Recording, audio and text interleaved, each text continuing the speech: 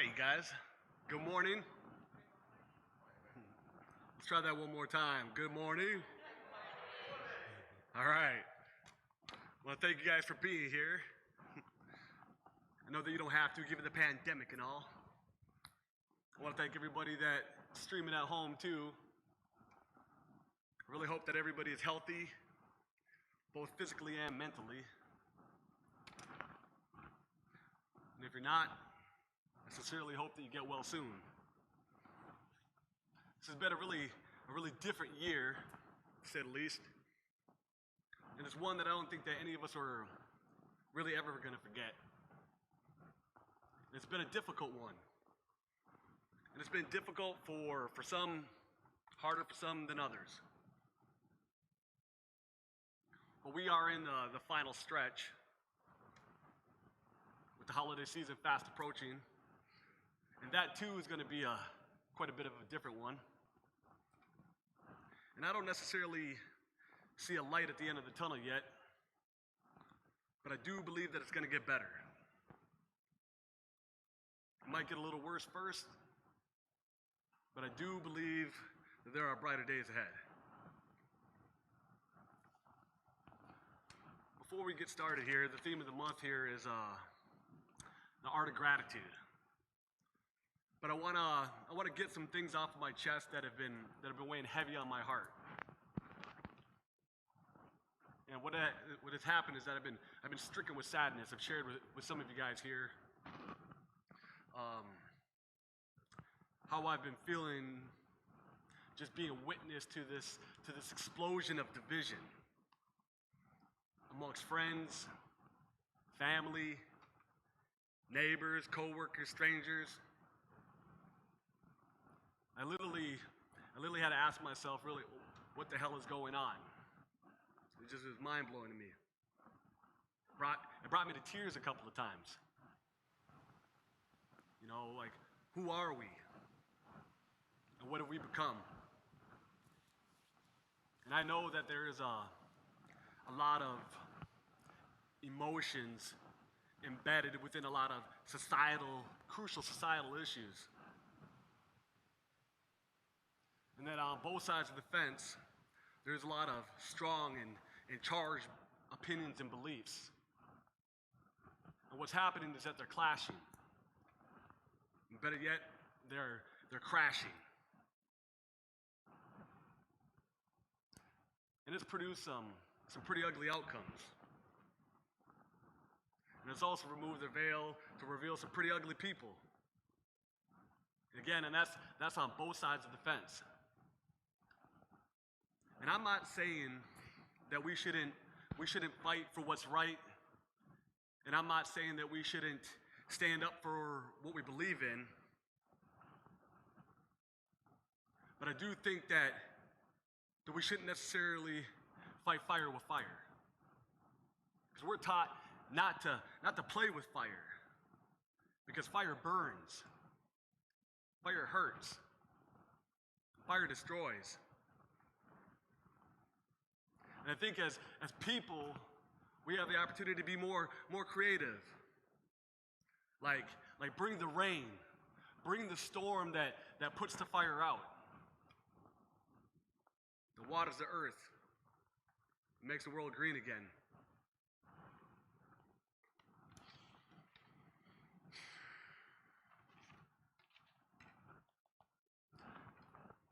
It's just a lot of pride. And they say that too much of one thing is never a good thing. Is it that we got big egos that get in the way? And maybe we need to check those egos. Because that too is a virus that infects us all. That nobody is immune to. And there's a lot of anger. And anger is a very, very powerful energy. And when it's used one way, when it's let off that leash, produces a very, very ugly outcome. But like I said, it's an energy. And I've seen it used in a different way that produces a very, very positive outcome. It's on how we use it. So maybe that we need to develop and reveal that inner alchemist within ourselves so that we can channel that energy into the right direction. And while we're at it, we need to amplify and refine that voice in our mind, that voice of reason, so that we can establish those connections between mind, body, and soul, so we can listen to that voice of reason and execute the instructions that it's giving us. As children, we used to get into frivolous squabbles and frivolous fights where our parents would have to intervene and become that voice of reason. We need it. While we were developing ours, they were acting as it. I remember this one time, my brother here, we got in a frivolous fight, and it was over a fart. And it got really bad, and my mom had to intervene because it got to the point where we were smelling each other's butts trying to figure out who done it. And what happened is that one of us turned out to be a disgusting liar. And to this day, I still feel really bad about lying. It's a shameful act that I went through the work to smell his butt so I didn't have to admit I was wrong. We need that voice of reason because we're not always right and we're not always wrong. We need that balance. So we can set a standard for ourselves, an example for ourselves, an example for our children, and set an example for others. That way we don't lose our way, especially in times like these. Let's just figure out a way to be more kind. That way we don't lose faith in humanity. Appreciate you guys listening to me in that little vent. That's what's been kind of just bothering me. This is my third time here, and to tell you the truth, it really hasn't gotten much easier because I want to make sure that what I say has value. And there are certain subjects that I could talk about with you guys for hours. But we got the themes, and I gotta stay between those lines. I gotta color between those lines. Last time I was here, I had some constructive criticism and some positive feedback that told me, that maybe I shouldn't jump off right there. I shouldn't go too deep. Don't go down that rabbit hole because you might lose people. Now, my intentions aren't to lose anybody. I gotta remind myself sometimes that this foil hat that I wear isn't a one-size-fits-all. So if I lose you guys, please come back. Come check me out again.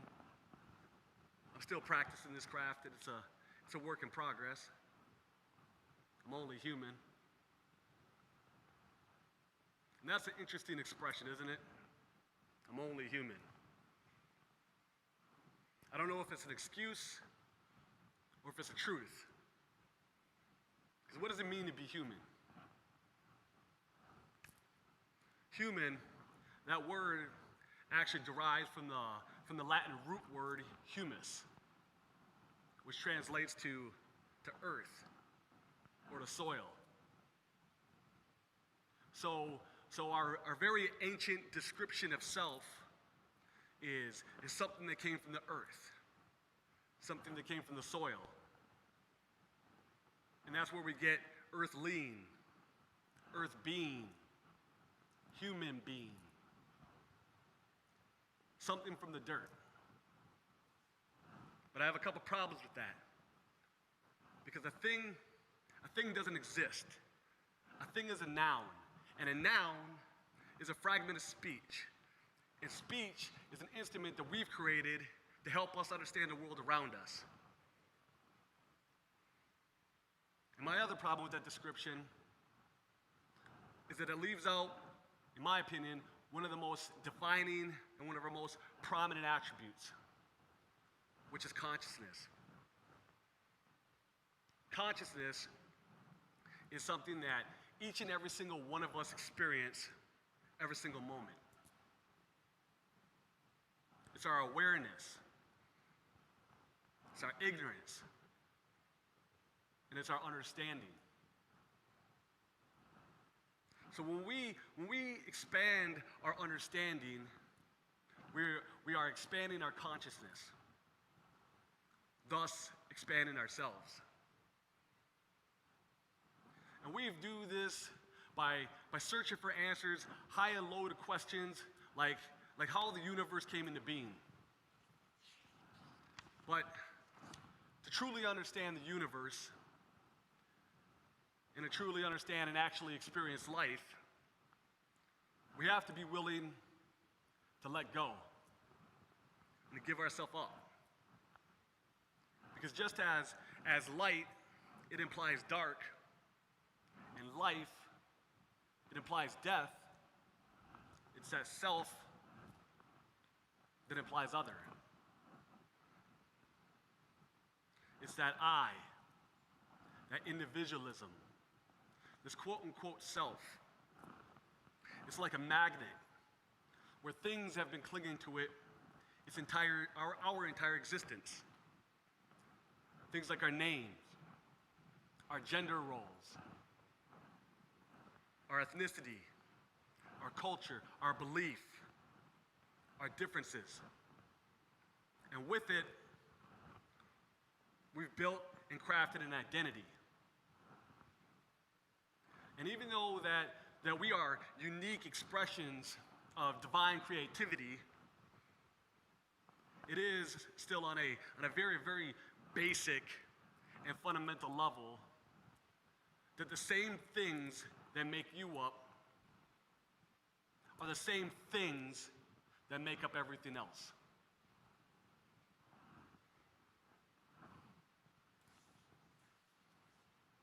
There are plenty of different theories and creation stories of how all of this got started. But for the analogy that I want to use, or for the foil hat idea that I want to try and illustrate, we're gonna go with a popular one, which is the Big Bang. Okay. So whether or not it is that you believe that our place in this vast, infinite universe is by accident, chance, or by design, or whether or not that we are a speck of dust somewhere on the middle or on the outskirts of a galaxy, on one out of the 200 billion that they estimate exist, what I ask you to do for me is just for a moment, I want you to envision yourself. I want you to imagine yourself as that other. And as we do, I also ask you to visualize that Big Bang. But as we visualize it, I want you to do it backwards. I want you to roll back the clock. And as we do this, what happens is that the universe, it gets more compact. And the more compact it gets, what we see is that the same atoms and then the same building blocks that make up you also make up the entire universe. These atoms, these building blocks, they create the nuclear fusion, the generators that make up the stars. And with the presence of the stars, allows for the formation of solar systems and planets like ours to form. And if we continue to rewind back, it becomes very clear to me that you were there the very instant everything came into existence. Einstein's thought experiments expanded our understanding a bit, expanded our consciousness. Einstein brought it to our awareness and proved the laws of thermodynamics, which concluded that energy cannot be created, nor can it be destroyed. It can only change from one form to another. Or in our case, that other. So you see, you guys, you are at the center of all that is. What has no beginning and has no end. That is where you reside. Everything else, all of this, is just cosmic magic. Just stuff dreams are made out of. But don't fool yourself into believing that it can just be easily figured out, or that scientists can capture it. Because we are a reflection of divine light, illuminated, but not so that we can just see ourselves, not just so we can be ourselves, but so that we can become witness, so that we can know ourselves. Being eternal is quite different than living forever. Because life is a manifestation of possibilities. It's where from something comes something else. You are not the result of a Big Bang. You are that something that makes things go bang. You are a reflection of me. And I am a reflection of you. And together, we co-create existence by being exactly what we are. But what we are and who we are can't be defined as only human.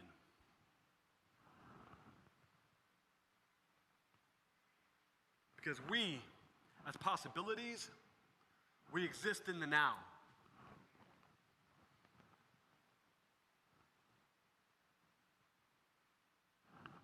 We exist in the now.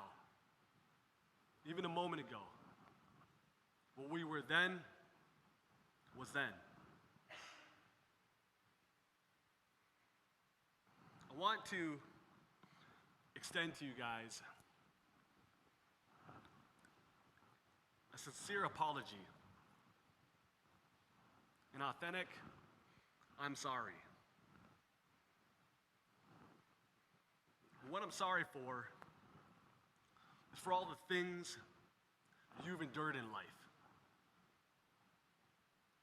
For all the pain, the suffering, the tragedy. I'm sorry. And I'm sorry for the things that are yet to come.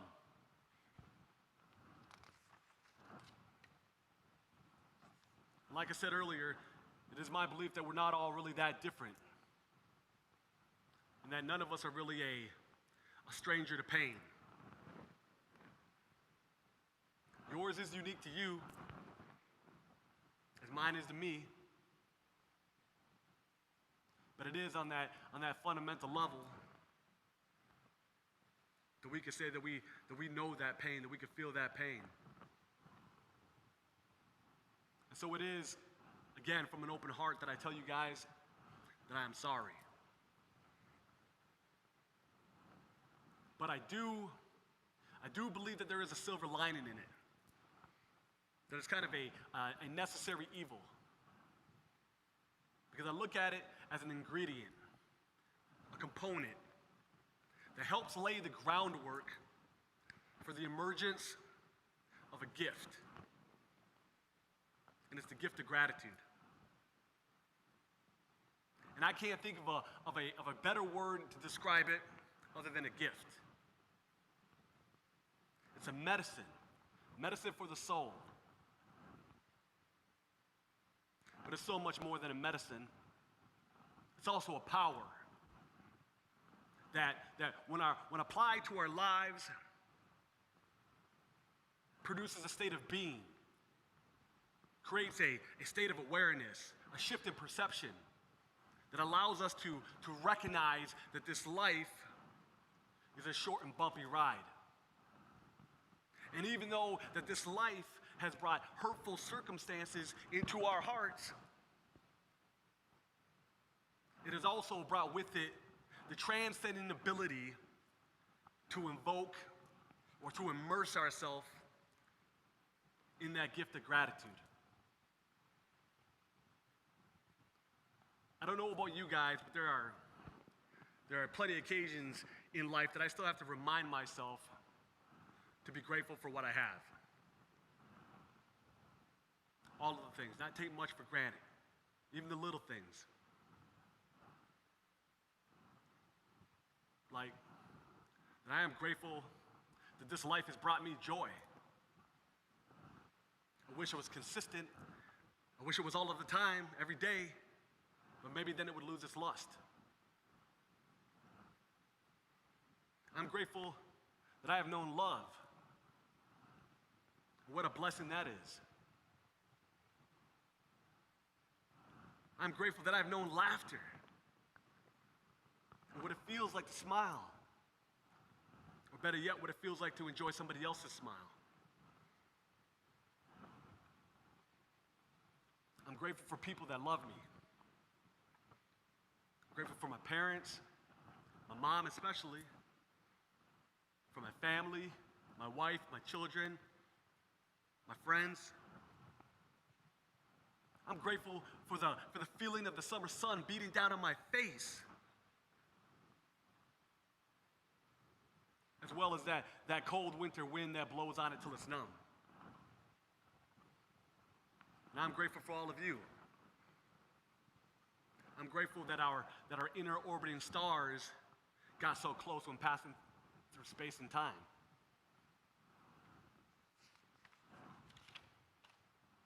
When I was younger, I got in a bit of trouble, and I ended up at the Hennepin County Home School for Boys.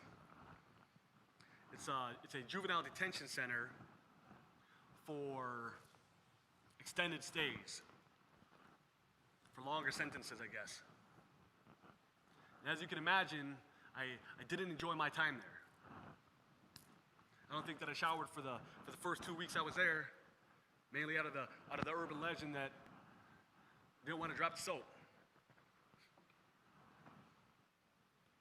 But as time went on, nothing happened. And I realized that there wasn't a bunch of rabid, horny monsters waiting to strike. There were just a bunch of children, just like me, a bunch of kids that had made some poor choices in life and just wanted to go home. But while I was there on Sundays, they would have this man come in and talk to us. We called him Chappie. It was short for chaplain, because he was a minister of sorts. And I couldn't tell you a whole lot of what he was saying, but I do remember one thing that he said, because it changed my life. I didn't know it then, but I do know it now. And if many of you that know me hear me say it quite often and repeat these words frequently, but what he said to me was that decisions that you make today decide your destiny for tomorrow. every time I say it, I can feel the goosebumps and the tingles throughout my body. I just love it. I fell in love with the idea of being able to author your own reality. Love it. But I just really, really hate it when life gets in the way and I forget to do it.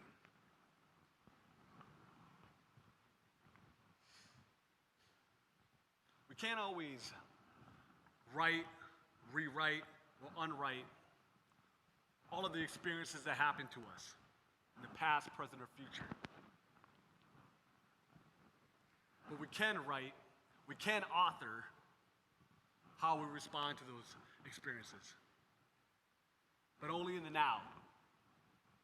Because the now is all that we actually really have, and it doesn't get much more real than this now.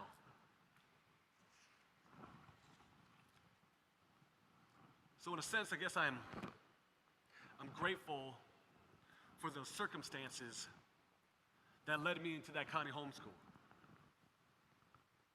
You know, sometimes maybe you're at the wrong place at the right time. But then there's a flip side of the coin where maybe you're at that right place at the right time.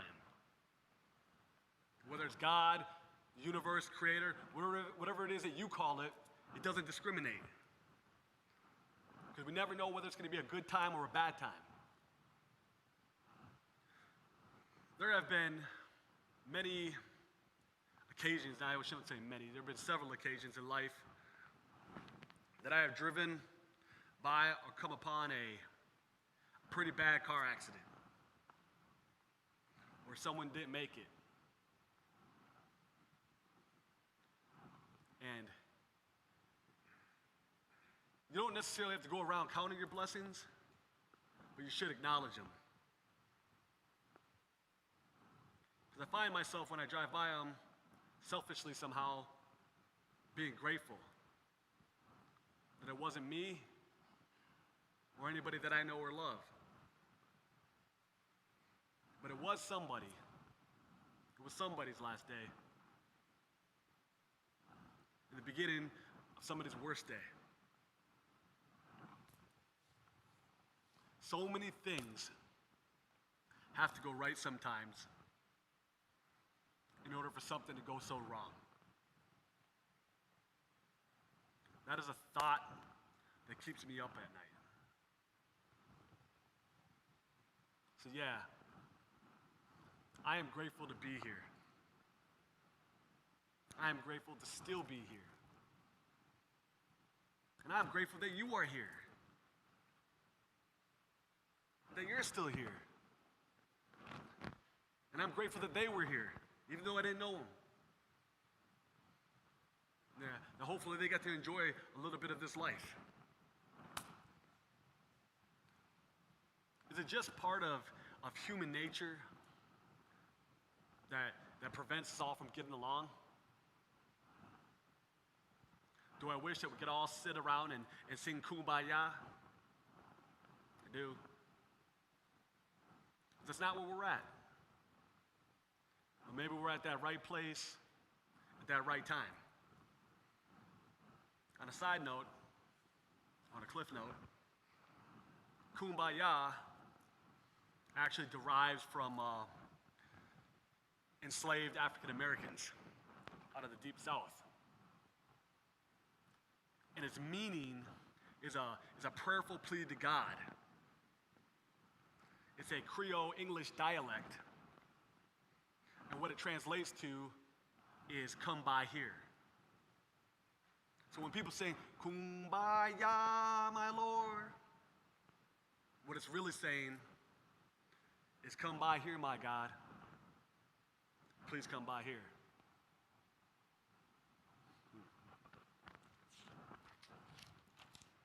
My plan this morning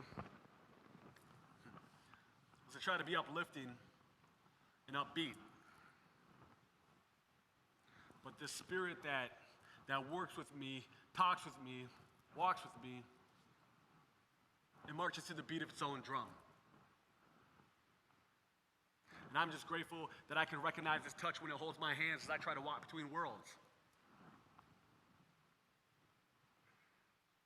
I'm just an instrument. Fiddle to the fiddler. Is there an art to gratitude? I don't know. Don't. But I do believe that there is an art to life. And that gratitude is one of the many colors that we can use to paint a beautiful picture of it. They say practice makes perfect. But life's not perfect. But I do think that we can become grateful for all those perfect imperfections. Because if we're paying attention enough, all of those imperfections, all of those mistakes, all of those wrong turns, all of it can be turned into wisdom. There's a quote from one of my favorite books called the Tao Te Ching. And that translates to the way. It's an Eastern philosophical piece of literature. And the passage goes, knowing others is intelligence. Knowing yourself is true wisdom. Mastering others is strength. Mastering yourself is true power. Now, I by no means think that I have mastered myself, nor do I think that I have life figured out. And partly it's because I'm only human. And the other part is that I believe that we're in a constant change, in a constant state of change. Changing from one form to that other. I do wake up in the mornings with the idea that I'm going to at least try. I don't even really know what I'm doing up here. This isn't what I do. This is just something that I'm doing. For work, I'm a plumber by trade. And I don't even especially enjoy doing that. There's nothing wrong with it. It's good, hard, honest work. And the world needs plumbers. It's just that, when I was a kid, I didn't dream about growing up and being a turd herder. We don't always wrangle toilets, but we do have our crap days. That was a grade A dad joke because it was not funny. But my point is, like so many others, it's easy to get lost in life and to lose our way. So being up here, this is me trying to find my way. Doing it blindly. Just following this feeling. This very visceral feeling. Right here. I call it my fire in the belly. And being here with you guys is like kindle to that fire. And I know that not everything I'm going to say is going to resonate with you, if any of it.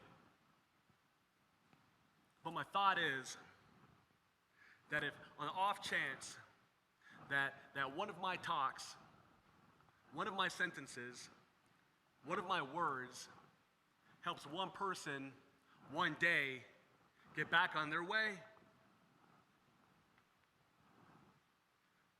that it was worth every ounce of effort that I put into fighting the fear of being up here and conquering those voices of doubt. There have been many, many men and women throughout history that have walked this earth who by their actions and by their influential abilities that have had transcending effects on others. And I don't even think that I could fill those shoes or even attempt to walk in those footsteps. I am a somebody, but I am a nobody. And I cannot perform miracles, though I wish I could. God knows I wish I could. But I do think that I can show you one. So if you guys would do me the favor, just for a moment, and take your eyes off me and look left and right around this room. Look at the other humans sharing this space. Look them right in those windows to the souls.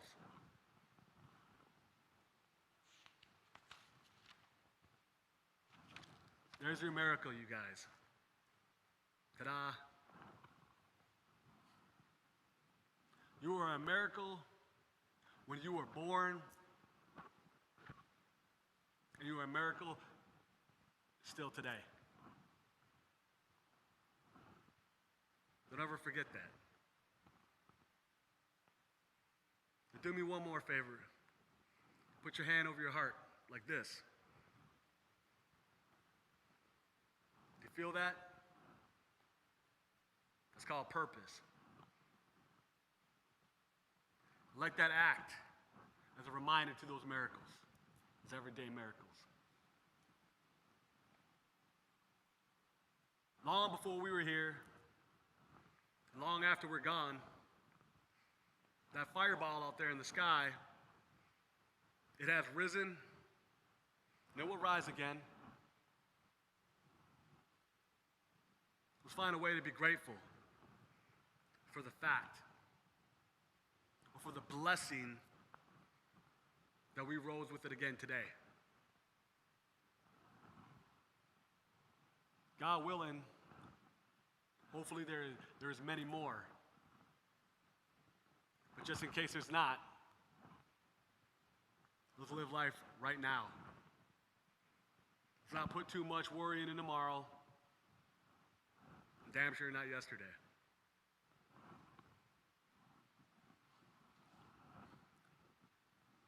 What is the key to life?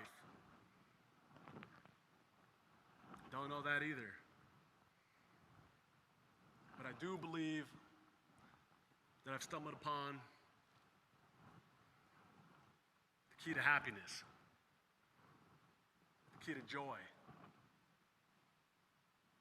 the key to abundance. And I believe that key is to be more than only human. It's to be more grateful, to be more generous, giving, to be more kind,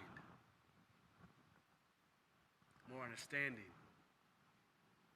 more forgiving, more empathetic. And there's more that we can add to that list. But the most important one is to be more loving.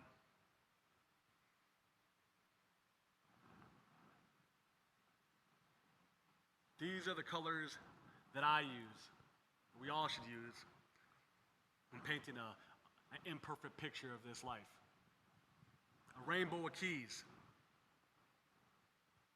They unlock the building blocks of life. Love, abundance, joy, happiness. Try to be a key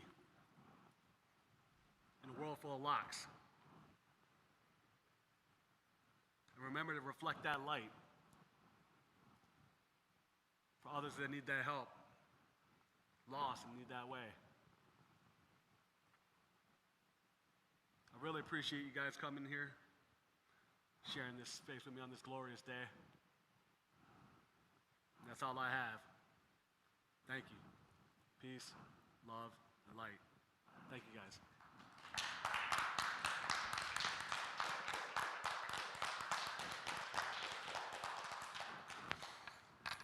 We do.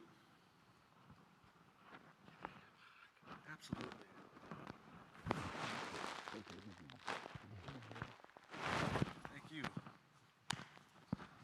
do have a little bit of time left. If anybody has anything they want to add to this space, any intuitive thoughts that they're feeling, any questions? It's hug time, you guys.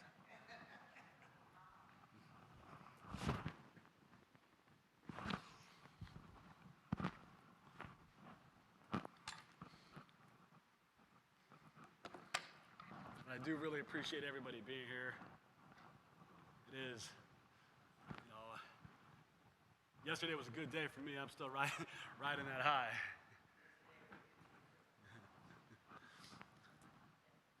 But what I do want more than anything, because Christmas and Thanksgiving and all this coming along, and so many people are hurting, so many people are so sad. Going back to that gratitude, it's pretty grateful that I haven't been on that receiving end of that COVID-19, that none of my family members have really been hit with it. But I look on Facebook and I see another story how another sister died or another grandpa died, and so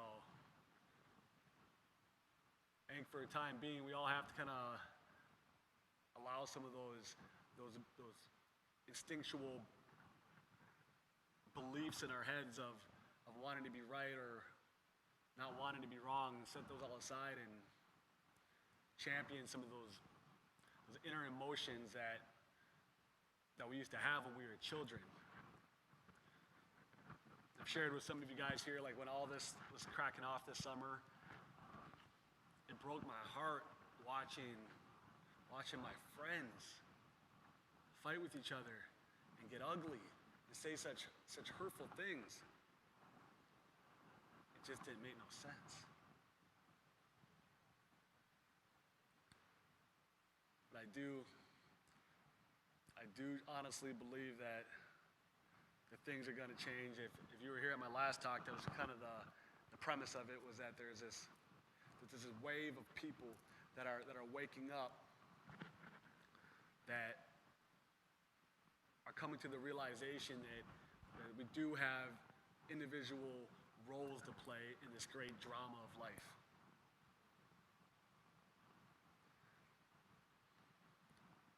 And I do think that it's on the direction, in that trajectory to get better.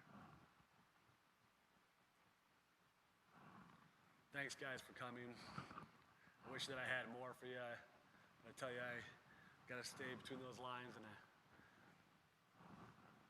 another time we'll talk whatever you guys want. Do you guys have anything else you want to add?